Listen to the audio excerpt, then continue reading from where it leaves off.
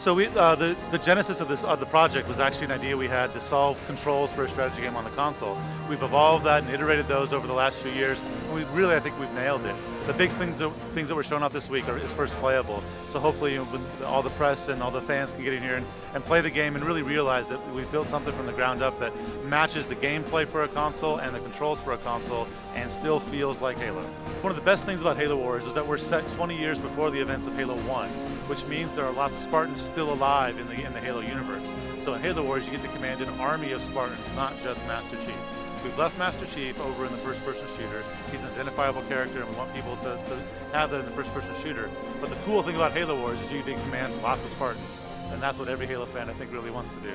So one of the things we've had to do in bringing our strategy gameplay to the console is really boil it down to the essentials. We've gotten rid of all of the things that don't really matter and really focused on the things that do matter. The upgrades are really important.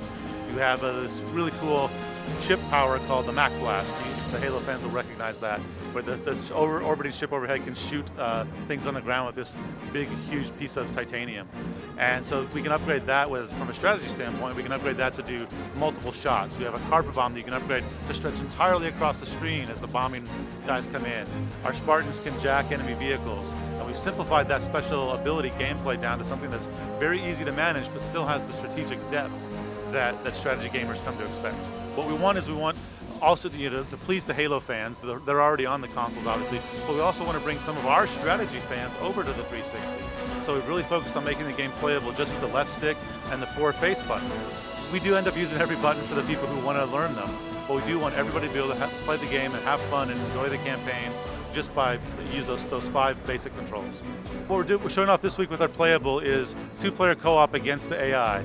It's on one of our Forerunner-inspired worlds. We're not quite allowed to talk about which world from our campaign that is yet, but you see lots of cool Forerunner architecture, and there's lots of cool little hooks like sniper towers you can garrison your guys in to give them extra line of sight and extra damage potential and things like that. There's also little Sentinel robots flying around. You got to watch out for those guys.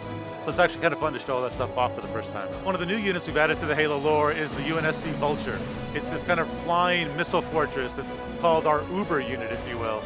And it roves around at the end of the game, and it really has some devastating destruction potential. If you have 5 or 6 of those, your base is toast.